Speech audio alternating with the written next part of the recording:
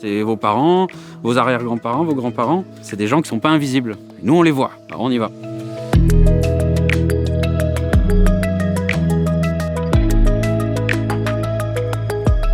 Alors avec deux autres consoeurs, nous avons décidé de créer une structure qui permet de venir en aide à nos aînés qui sont dans les EHPAD. L'idée est d'amener en fait du matériel de soins afin de faire des dépistages et des soins adaptés à ce type de personnes dépendantes qui ne peuvent pas se déplacer dans nos cabinets. Donc nous venons vers eux afin de les prendre en charge.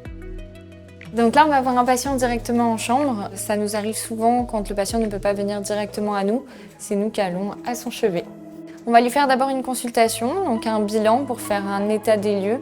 Le premier jour, c'est essentiellement du dépistage. On voit l'ensemble des résidents. Ça permet d'établir quels sont les besoins en termes de soins à réaliser. Et ensuite, le lendemain, on procède à ces soins sur place avec notre matériel mobile. Il faut qu'on s'occupe un peu de votre petit appareil parce qu'il est un petit peu abîmé. Donc essentiellement des soins de type carie et beaucoup de réparations d'appareils amovibles qui sont soit fracturés, soit avec des dents manquantes, soit avec des crochets mal adaptés ou qui blessent.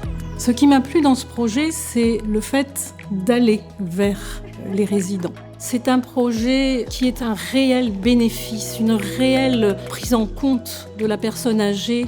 Donc vous avez la situation numéro 1. Lors de notre passage, on en profite pour faire une initiation à destination du personnel soignant. Le but, c'est de poursuivre l'action que l'on a par nos actes de soins. Notre objectif serait de les voir au moins une fois par an afin de les réintégrer dans un parcours de soins plus cohérent. Dès le début du projet, en fait, j'ai pu en parler avec une représentante de l'ARS et dès le début, elle m'a dit on fonce, on vous soutient, allez-y. C'est un vrai soulagement d'avoir des gens qui comprennent notre façon de penser et qui nous accompagnent dans l'entreprise. En cabinet, c'est des gens qu'on voit très peu, qui un peu disparaissent des radars, ils sortent du système. Dans notre société, il faut développer cette solidarité, la solidarité du soin, la solidarité des soignants avec leurs congénères, les autres êtres humains. Et bien ça, c'est fabuleux.